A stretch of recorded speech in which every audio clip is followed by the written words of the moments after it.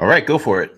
Good morning, everyone. It's V, the notorious, glorious, monetary monkey of mayhem, joined with my main man, El Cuco, who's working the airwaves, making sure that this broadcast is coming out crispy and clean.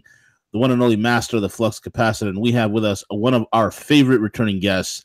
She is a woman with many things to say, brilliant libertarian ideas, freedom-minded, somebody who's passionate, fired up, and hell, man, she could sing. She could sing. We have none other than Tatiana Moroz. Tatiana, good morning. How are you? Good morning, guys. Nice to see you today. I'm trying to tweet so other people can tune in. If you have listeners that want to share the show, they should tweet. Absolutely, I apparently guys. can't figure that out. But anyway, yeah, really psyched to be hanging with you guys. Bright and early.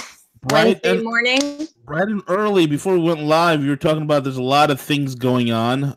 You're talking about a lot of events, Consensus Week, all these other things. While you were talking, I was clowning around. I was playing that retarded song that I was playing. Oh, I like that song. I feel like my musical IQ was raised just a little bit today. I felt my whole IQ drop like 100 points. Well, I was trying to be nice, but there's all these things happening this week because tomorrow I have this Creative Tech Week performance, but I have to be at Soundcheck at 10 in the morning, so I'm like, oh. And then Friday, there's something in Colombia. I'm doing a taping with Shapeshift. But anyway, there's all these different events. There's a list going around. There's over 140 events going around for blockchain. Zencash is having their party on Monday night. Hopefully I'll get to sing. We're trying to work out the equipment. I know that Anthony Diorio and the Decentral team from Canada, the Jax team, they're doing that crazy cruise on Wednesday night. So basically it's like conference after event, after brunch, after lunch. So I'm exhausted. This is all in the tri-state area? This is all in Manhattan. And Brooklyn, unfortunately. Siege.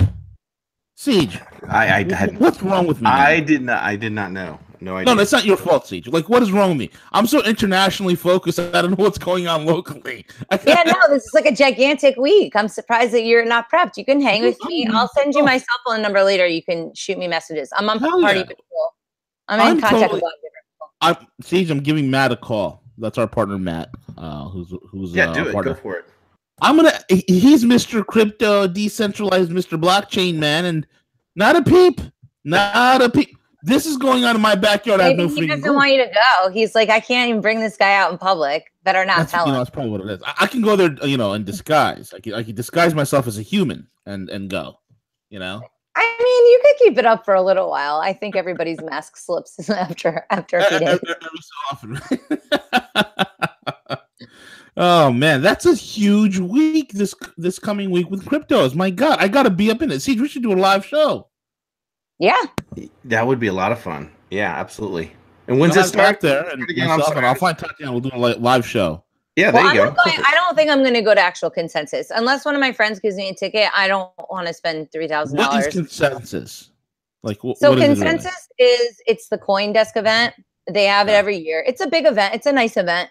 It's just it doesn't feel very community to me. So and a lot of people in the community feel that way. So it's a little bit like almost like the corporate one, like the one that doesn't embody anything about cryptocurrency. Like the one that's like, we have to work with the regulators. Like that's like the, not that we shouldn't work with the regulators. They're just wonderful. But I don't know. Consensus is gigantic though. It's a beast. And what's happened is over the past few years, people have sort of put their own little conferences on top of it. So now there's, 10 different events or something. Well, maybe, I guess if there are events, it would be even more than that. But you know what I mean? Like there's all this different stuff around the city. And so everybody's going blockchain crazy. That's just epic. Everybody's going blockchain crazy. This whole event's happening. It's probably one of the biggest events of the year.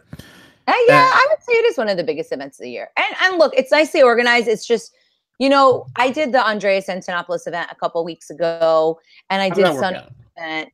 It was so cool. Like Andreas and them were all about the people. They donated all the proceeds to the community, after the expenses, awesome. Which we kept the expenses really low. All the performers came in, we were helping out and stuff, and they had a great community.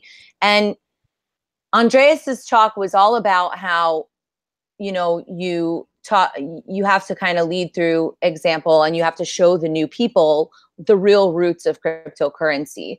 And I think that if you're a person that got into this because you're, ideologically thrilled and inspired by it, seeing these people from industries that you were hoping to destroy initially, trying to sort of work their way in, it's very disorienting. I absolutely agree with you. That's my biggest fear here. It's like, my biggest fear that I'm seeing with the cryptoverse is like, okay, we came out of this, into the whole cryptocurrency thing, into decentralization.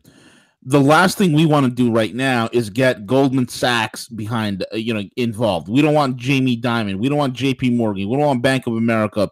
We don't want any one of these guys. It's well, do we not want them? Because I used to feel the same way, but think about there's people in those organizations that don't suck. They're just part. They're just right. No, so it's like, I don't know. I've become a little bit more soft, even though I was just trashing the financial people. I want to make the distinction between the organizations and the people in there, because that's been a real awakening for me, is meeting people from the financial industry, which I was like, screw you guys. And now I'm like, oh, wow, they also have similar interests and similar goals, and maybe they just went about it a different way. And so you expand yourself a little bit. And I think that is in spirit with the community anyway, being welcoming. But yeah, I mean, if Jamie Dimon and all those other guys, obviously. No, that's my fear. It's like, it's not the individual people. Like, you got great people that work in government, I'm not talking about the good ones. Just those ones who are just coming in with ulterior motives. The ones that are coming in that are seeking to subvert or co-opt this entire crypto thing. And it's like that whole Ronald Reagan thing. It's like trust but verify. That's the way I see it. Trust but verify. Well, I don't know. I like events where they're able to sort of show different kinds of thought leadership and from a little bit of a different perspective. I really like Sunny Ray's event up in Toronto. Andreas' event was like $40. You know what I mean? The LTB, it was like their 5-year anniversary. Let's Talk Bitcoin, the podcast. So it was just a really awesome crew of people. So, and there was 800 people there. And look at that. The community gained so much from it. We all like fed our souls in addition to, getting a really great experience to remember. Yeah. I don't know. Hey, B, I can try my hardest to get a media pass, but it's pretty late in the game, but I'll see if I can. No, they're always jerks about that. It's always, I feel like I'm basically openly bashing them, and I kind of am. I don't know. I mean, it's everybody that I've ever talked to always has an issue with getting like a media pass, or they're kind of stingy with that. That's because you actually have to be media. I'm just kidding you. No, I know people from that write for crypto publications. I mean, they're actual journalists, so I don't know. They just don't really. I don't know. They just don't seem very like community based. That's all. Even though there's cool people there, and I'm really happy that they get an opportunity. Look, people work through the death and the misery of this industry when things were really, really low. They deserve a reward, and I'm glad that they're getting the respect and the attention of the financial industries that we should have been getting from the beginning. It's nice to be ahead of the curve. And I'm glad that those people get to connect, and it's super cool that all these people are coming to New York to do this. And it's so international. So I don't know. I'm psyched. Even though New York, of course, has the bit license. So sorry, guys. Be careful. They'll come for you. Join us or die. Give us your firstborn. Give us your first Bitcoin. We will let you have the rest of the coins. Yeah, I definitely am going to drop in at some point this week. I'll see who I can gather in terms of the troops, and we will ride down like I don't know, like the 4 Horsemen or something like that. But all right, well, I'll be there Thursday. Exciting. I'm going to be out Thursday to Thursday, basically, like everywhere on the city. So I'm sure that we'll run into each other. When is this event over? Like outfits to plan. Damn it. when is okay? So it starts this Thursday. Starts tomorrow. Yeah, no, but that's not consensus. It's like there's literally just 100 different things happening because everybody's coming to town. Consensus is like the anchor event that made everybody come to New York. All the other stuff is a bunch of hangers on trying to like live off of the consensus hype. Nice. That's awesome, man. That's really I think it's going to be fun. Yeah. Well, let me since we're talking about cryptos and stuff, let me just share with you this. Sure. We're launching a platform. Oh, tell us, the audience. I'm sure they maybe already know. I don't know what's happening. Well, I will let you know this, and I'll give you the juicy details off the air. Okay. But little teaser. It's gonna be launched pretty soon. Oh, that's it.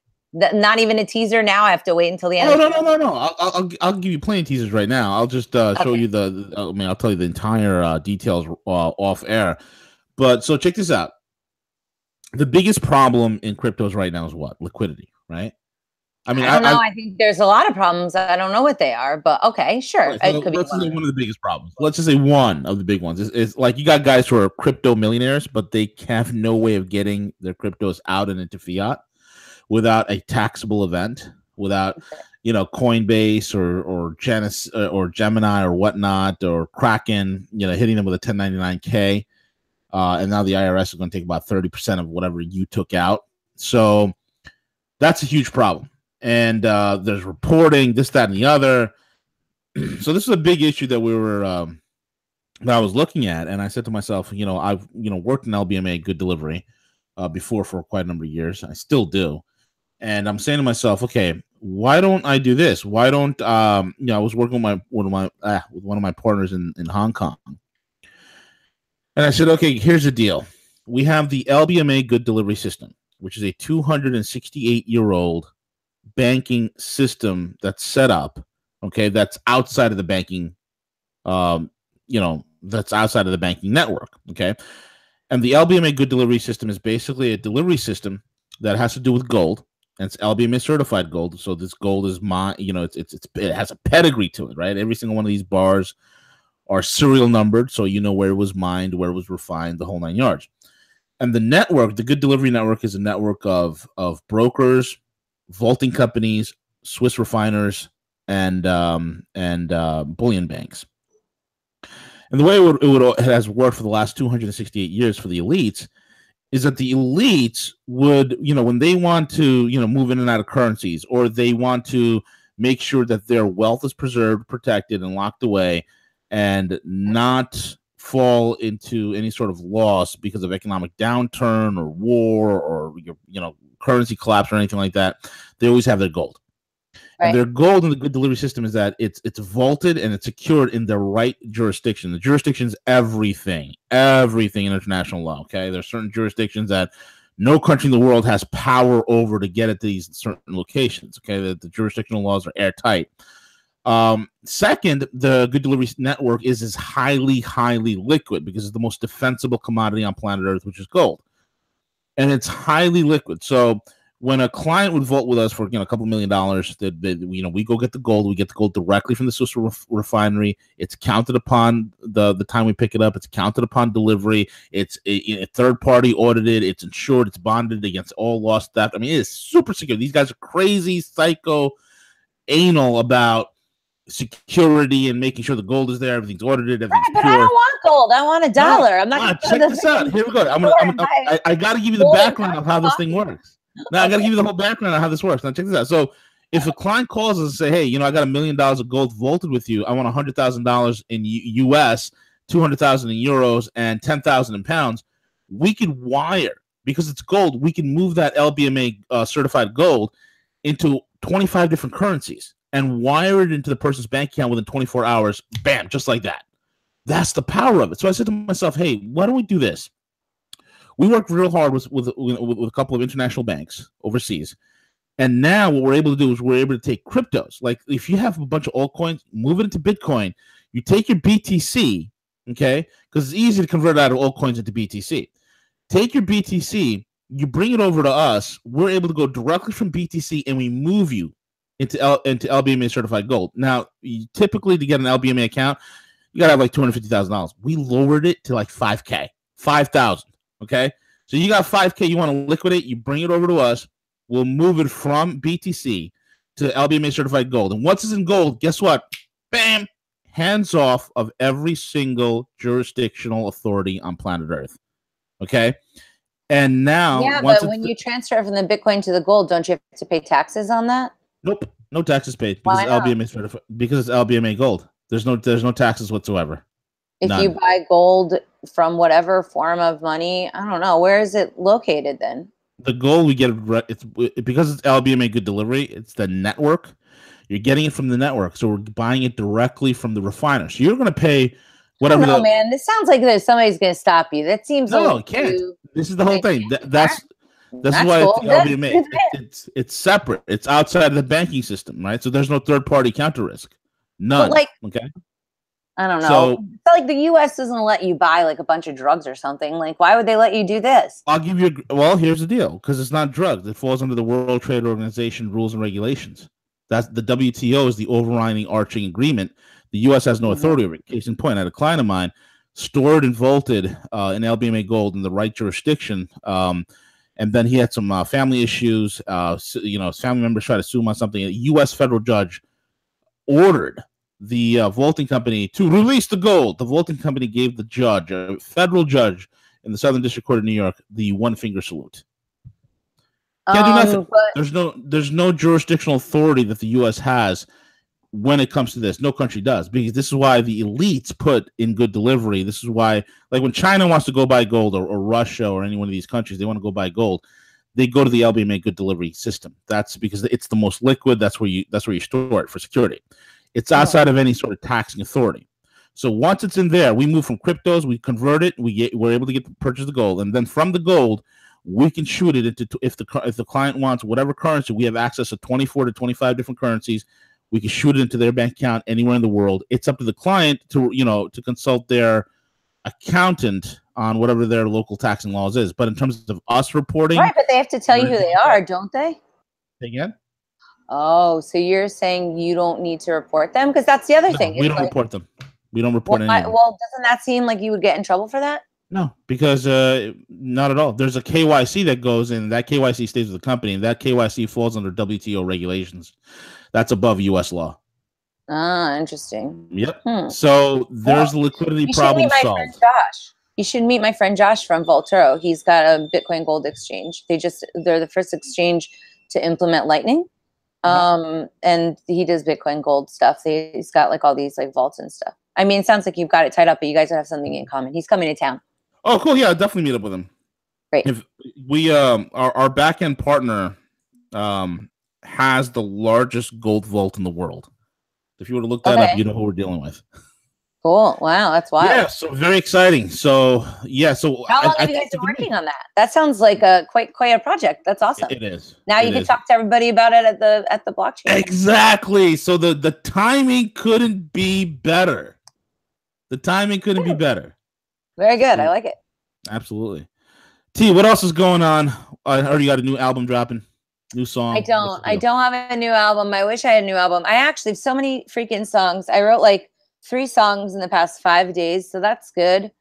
But this, I did release a new song. Me and my friend Ari Raskin, he's an engineer here in the city, and we've known each other since high school. So we've known each other, not high school, college, and we've always just done these little acoustic guitar vocal songs. So sometimes it'll be almost like demo style. Sometimes it'll be one of my songs, but this time we did an old song by Cat Stevens called "How Can I Tell You," which I think is just so sad. It's the saddest song. But I think it's really beautiful. Yeah, Cat Stevens is pretty much probably my favorite artist, I would say. But I mean, there's a lot of great artists out there, but in terms of influence, Cat Stevens had a pretty profound one. And this isn't a political song at all. It's just a regular old song.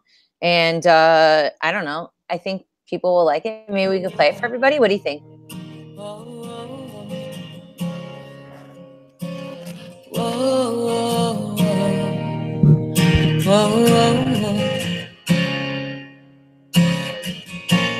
How can I tell you that I love you? I love you, but I can't think of right words to say. I long to tell you that I'm always thinking of you. I'm always thinking of you, but my words just blow away. Just blow away. It always ends up to one thing, honey, and I can't think of right words to say. Whoa, whoa, whoa, whoa, whoa.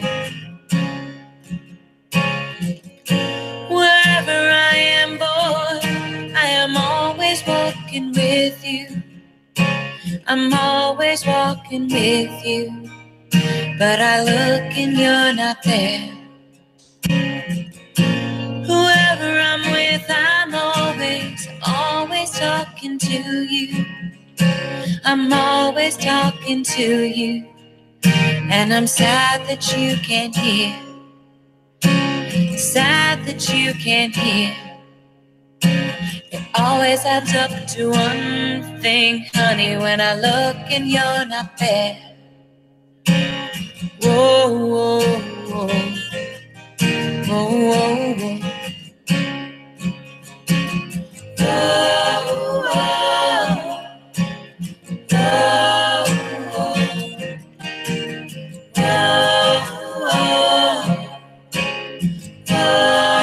Whoa,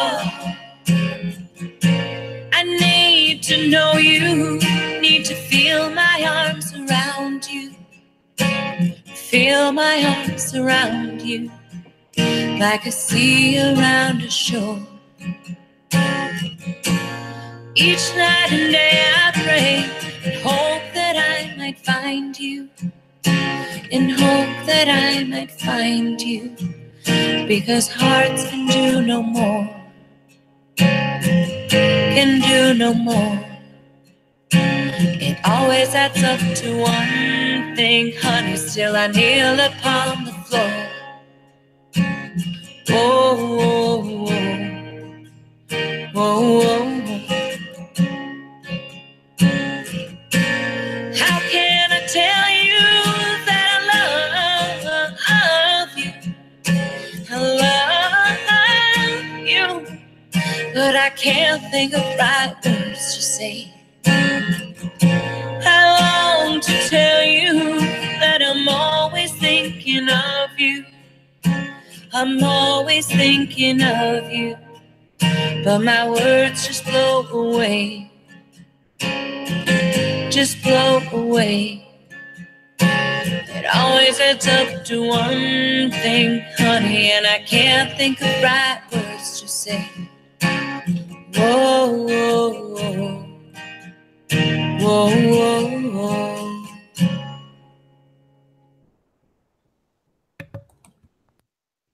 Yay!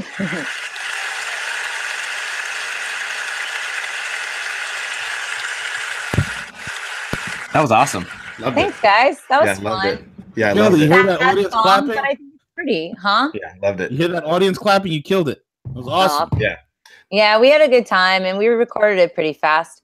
So I'm lucky. Ari is a good friend. He will work for sandwiches if you're, but only if you're like his really good friend. And it was actually a very expensive dinner, but still, nonetheless, I will take it. I was super psyched to make some magic happen. So yeah, hopefully I'll get a chance to record some of the new stuff soon. And I don't know, I really want to go in and do another album, and I've been thinking about, you know, what to do this summer, and I need a break. I need to get like some things together, but otherwise, other than that, hopefully I'll be sticking around New York and I'll get a chance to do album 4. That'd be great. That'd be awesome. Well, it'll be nice because I won't be poor. You know what I mean? Every single time I've put out a record, I've been dirt poor. And not that I'm like rich now, I'm certainly not, but I'm not dirt poor. So that's a step above. And it'll be nice to be able to have the support. You know, I built out my company, Crypto Media Hub. We're growing. We just brought in a social media and content manager. You know, we've got, you know, our group building out, and I think I can kind of employ that to sort of spread my music and also my message a lot more effectively this time around. So yeah, I don't know. It's nice to be able to do a little bit of music here and there. No, it definitely is. And CJ and I owe you an interview. We need to come on the Tatiana show. And I said it. I said it. I know it's been so bad, but I'll make it up to you. I promise. She's and I owe you. So Tatiana, what's going on with Tatiana Coin? How's that going? The coin, I don't know. It's cool. So I don't know where we left off, but basically, we have this awesome platform called token.fm. People can go on there. It's part of Tokenly, which is Adam B. Levine's company. And it's pretty much ready to go. But at the end of last year, we talked to our attorneys, and they basically ruined our hopes and dreams and said that because of the lack of clarity around the SEC regulations, we could potentially be violating laws and not even know it. And it was that's always fun. Well, the thing is that luckily Tokenly is very versatile. You know, they've been in business for almost 4 years now. They've had clients, they have ongoing things that they're doing. So they were able to transition and pivot things in the interim to focus more on our e-commerce token solutions. But now I think we've found a really good partner. I'm hoping it'll go through. And if it does, then it'll be full steam ahead. And it'll be really fulfilling, because it's annoying to not be able to put out your product. And then, you know, you see other people on their platforms. And of course, you know, you're happy for the different people that are getting involved in stuff, and people are trying different things. But it's almost like watching a bunch of other people compete when you can't compete. And you're like, damn, my shit's good. And then you can't do anything about it. So hopefully once it'll be resolved, it's like they'll let me out of the cage, and I'll be like, wow, wow, music, crypto. Okay, maybe not that way. I'll try and polish it up between now and then. But I'm excited. I'm excited to hopefully get to push that forward a little bit more. That's awesome. That is awesome. What's your take on all the SEC regs, the supposed upcoming meeting between the SEC and the CFTC, who are having a fight between is crypto's currency, is it a commodity, how do they handle it? And then the IRS is somehow torn in the middle of it because they don't know what to do. They don't know how to tax this thing. There's no statute in place. They should leave us alone and stop thieving. Yeah, I mean, I don't really know what goes on, because whenever I hear the word regulation, literally my brain turns off, because I figure like, a lot of times things don't really end up affecting me. And I have a lot of things to get upset about. So worrying about what the regulators are going to do is kind of, I just assume they're going to do something annoying. And like, I feel like I've solved that problem in my mind, you know? So I don't know what's going to happen. I don't know. I kind of like their little cluster F, but on the other hand, I love that cluster F. It's great. Well, it's fun because you see them like falling apart and just being like, ah! And that's great. But it's not good because it does really seriously impede people from competing in the world market, which is really what cryptocurrency is, right? And people don't have to stay here in order to build those businesses. And if this is a country that's, you know, all about the American dream and capitalism, rah, rah, you know, we should probably stop having corporatism and crony capitalism, you know, ruining the good name of free market competition. And we basically are having our legs bound and trying to run in the same race as the rest of the world by founding crypto businesses in the United States. But the United States is so innovative, we want to do that. So it's a drag.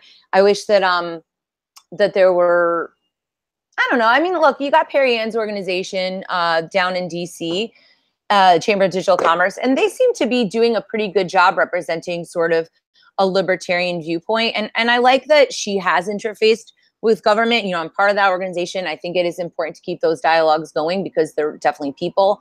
But it's hard not to be like, screw you guys, you're the bad ones, whatever. Because in the end of the day, those policies are detracting so much from our lives.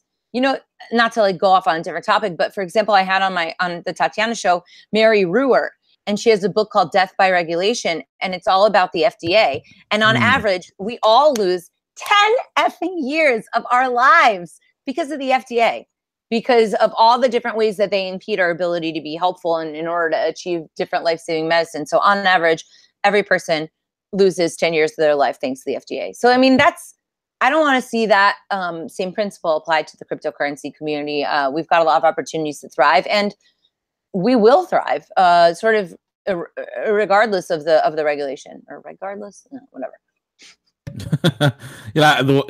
One of the best examples I've seen is with Russia, with especially Germany. Germany had a great view on cryptos. Do they still? What? Do they still? I know some cool crypto businesses in Germany. Oh yeah, they still do, because what they're trying to do right now, I mean, what they've done is they've really looked at cryptos very, very hard under a microscope. They broke their brains over it, and they were trying to figure out, hey, how can we tax this thing? How can we regulate this thing? And they're like, you know what? Let it innovate on its own. It's too young. Let's not interfere on it. Let's not screw things up here. And we're not going to tax anybody on cryptos, because they find out how difficult it is to do it. And so they're just, Frankfurt is becoming a major crypto hub over there, which is great because it's also benefiting one of the some of the fintech that's going on there as well with the banking industry. So it's coming along quite nicely. I think that's what these regulators need to understand. It's just too early in the field, and you said it best. They're trying to hamstring our legs together in a way to kind of slow us down and whatnot. But it just I get about protecting people from these crazy some crazy ICOs with like coins that have no purpose whatsoever. No, but look, man, this is where I take issue. F that nonsense, because you can go to a casino, you can literally blow your kid's entire college fund over a big. Like you can't possibly compare the two in that sense, because it's like, do I have ownership over my money or don't I?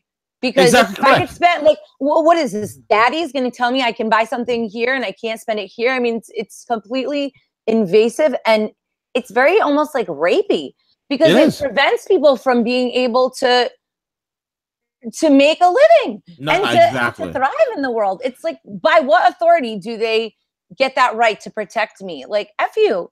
So I don't know. Dude, I'm with you 100%. I come on the show and talk so much smack. It's the only show where this is the show to do it. This is the show to do it.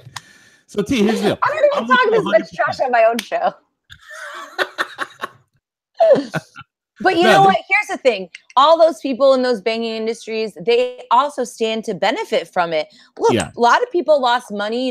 People have known a family member or a relative or some old lady down the street that got wiped out in 2008.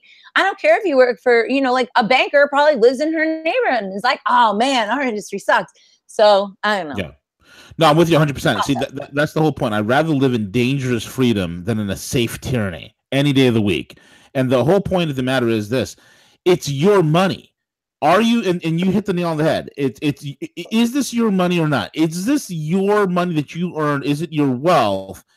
And number one, if you and this is what I like about not having regulations, because it's on you. You have to research the company. You got to make the educational, intellectual decision of whether you want to put a penny of crypto into whatever ICO you want to move into. And if you lose it, you lose it. There's a risk there. And you should never risk, you should never, put the risk as much as you can lose, and you have crazy people that want to put all in here and all in there, and that's the whole entire thing. I'm with you 100%. It should be like, hey, because the whole problem I see here with the country in general, everybody has a laissez-faire attitude. Oh, what's your retirement like? I don't know. My financial advisor handles it. Let me call Charles Schwab. Yeah, but everybody has somebody else doing something for them. Say again? Right. Well, look, the thing is, though, is it is overwhelming to be completely responsible, right?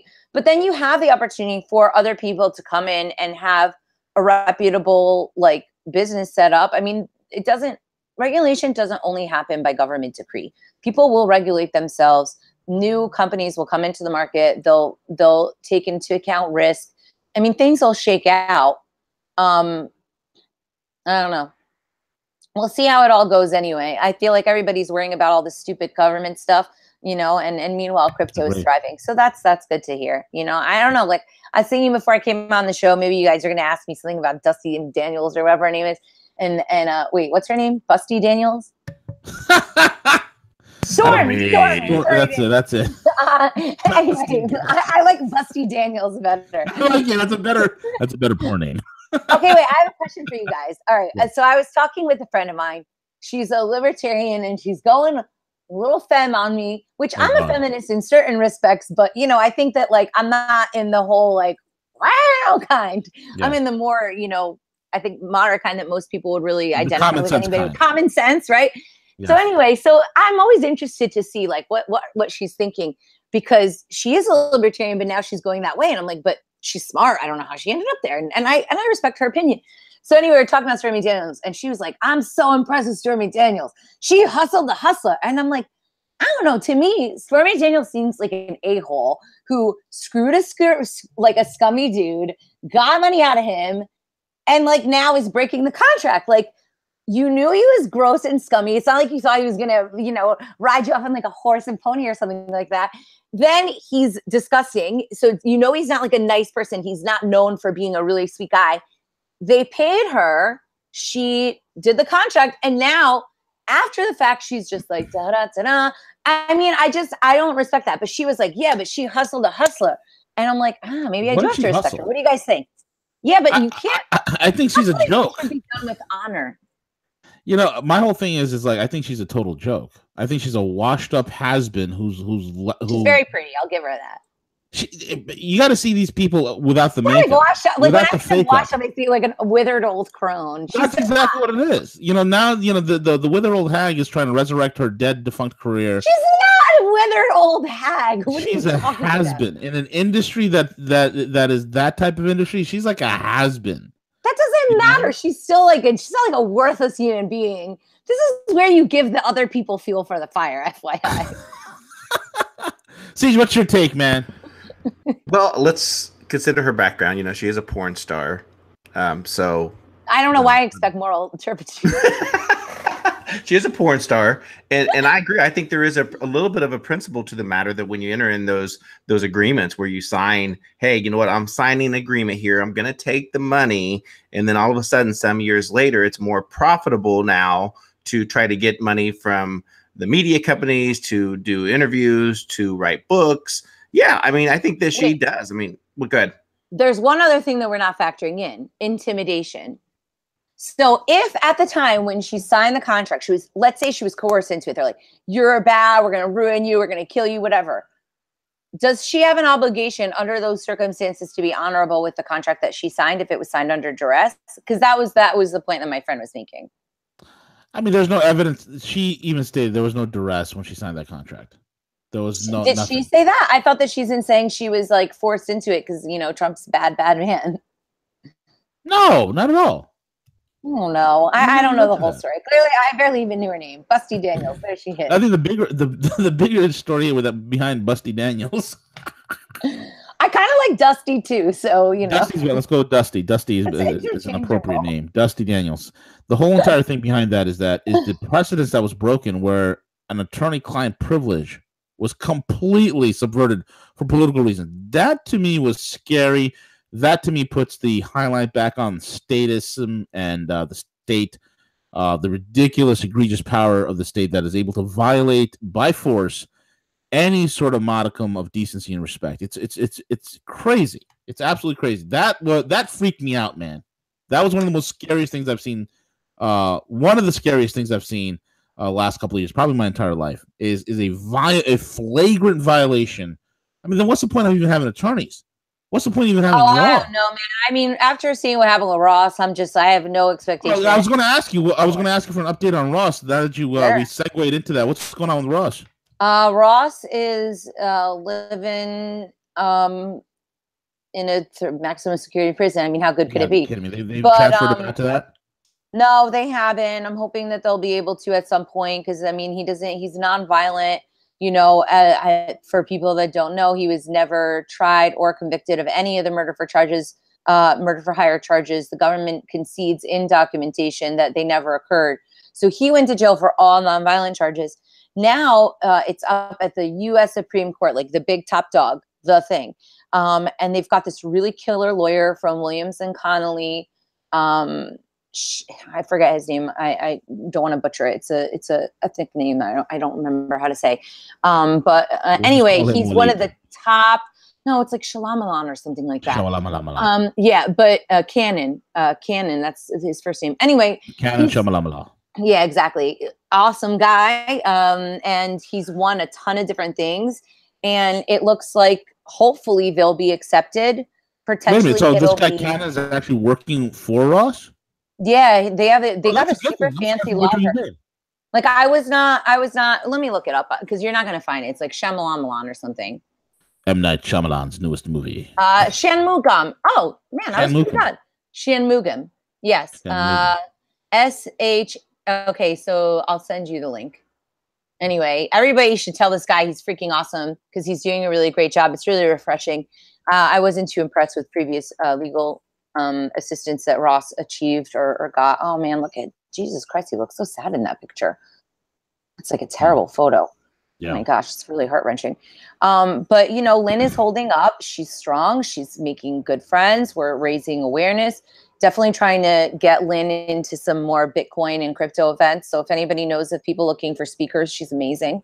I mean, I'm also available, but she's really, really cool. And, you know, what can we do? We just have to hope that somehow Cannon will make a compelling enough argument, and that perhaps that will help alleviate some of Ross's unending, obscene suffering. But it's not just about Ross, though. I mean, there's so many people in this country that are getting railroaded and their lives just stolen with them. It's like lights going out everywhere, and nobody even pays attention. So I'm hoping that this will catch fire and maybe illuminate some of the other injustices for people. I don't know. You know, life is so difficult. You see so much injustice in general. Yeah. We're always in that state. And I don't know, I've been listening to some Jordan Peterson lately, and I think getting a sense of purpose in that chaos is really important. Yeah. But it's hard to have that when you see just so carelessly and so easily lives extinguished and just, you know, it's weird. That's why it's important to always keep Ross in the forefront of conversation, in the forefront of, especially within our spheres of influence and stuff. What has happened to Ross? Oh, he's a hugely important figure. And also, you know, he kind of, like, what I like about the Ross story, even like as an artist, like this is why I wrote a song, it puts a face to something that's really hard to imagine. It gives you a story for something that you would never really be able to fathom. Yeah. And then you can see how many other parallels there are. But otherwise, most of us, or a lot of us, are living sheltered lives, and we don't know too many people that are in prison, even though we have the largest prison population in the world. And so we have all these illusions about what they are. I'm sorry? That's because of all the freedom. That's why we have a yes, because of all of our freedom. Right. Yeah. I don't know. We don't like, we learn about what jail is and what lawyers are and what legal systems are from, I don't know, Law and Order and like Ally McBeal or something. These are not good sources, and it allows us to be ignorant of things that we have no business being ignorant of, because I don't know, I can't watch people suffer like that. And I don't think other people feel good about it. Obviously, people are motivated to do good. And unfortunately, nobody gives a crap about the prisoners. But people care about Ross. And he's made it easy to do that with all of his beautiful examples of character throughout the years. Yeah. Yeah, exactly. And, you know, the other thing also is that, you know what I was thinking? Somebody should make a movie about what happened to Ross. Seriously. Well, no, people want to make a movie. I mean, tons of people want to make a movie. The problem is that if they make a movie and it's like Ross approved or anything, it basically can be used against him if he's able to have a retrial. Like, I would love to be able to sway the court of public opinion, and to do it creatively, I think is the best. I mean, I love the Deep Web movie. That was awesome. But to do it as like a narrative, I think that would be even more compelling. There's certainly enough there. But, you know, we can't do it. The more important thing is actually getting him out of jail. The movies are all fine and good. That's why I'm always trying to fight it on a culture war side, because I don't know if we're going to make it through the structured side. There's too much you got to find a different way around. Yeah. Yeah, you're right. I mean, there's way too much bureaucracy on one side. Even the prison guards. I mean, last time I talked to Lynn, his mom, she said even the prison guards at the jail that he's in right now, they're like flabbergasted. They can't figure out, wait a minute, you're a nonviolent offender. Why the hell do they want to move you to a maximum security federal prison? It's beyond them as well. It's crazy. Well, the fact that he's able to deal with it at all is an inspiration to all of us. And, you know, I don't know, like it's hard sometimes to be a person, but when you see somebody who's dealing with something so much more tragic and so much more impossible, I don't know, it just reminds you to be appreciative of what you have. Absolutely. Absolutely. 1000%. And being appreciative, Tatiana, we got about 5 minutes left. Why don't you plug your latest ventures, projects, what you got going on, and how people could follow you, your social media, and support your work? Oh, you got it. I could do this. Okay. So thanks for the opportunity to be on. It's always cool hanging with you guys. If people want to know more about me, they can go to TatianaMoroz.com. My Twitter is Queen Tatiana. My company is CryptoMediaHub.com. I also have a podcast called The Tatiana Show. We just are putting up all the old shows on the new website, thetatianashow.com. And I'm trying to think what else. Oh, let me tell you some of my upcoming events. I'll be in New York this week. I'll probably be singing at the Zen Cash Party on Monday. I've got a Creative Tech Week thing tomorrow. where else am I going? And then there's something on Friday there's a CDX blockchain brand summit over at Columbia. I'm doing women on the block. So if you want to see some ladies that are into crypto and you don't want to spend Mother's Day with your mom, or you unfortunately won't be able to, Mother's Day, we're doing it in Williamsburg. There's a huge conference. And then I guess I'm looking at my thing. I guess I'll be down in Philly, May 23rd for the Crypto Shit Show Part 2, the Philadelphia Excrement. The Philadelphia Excrement is the Crypto Shit Show. Yeah, those guys are really funny. That's epic.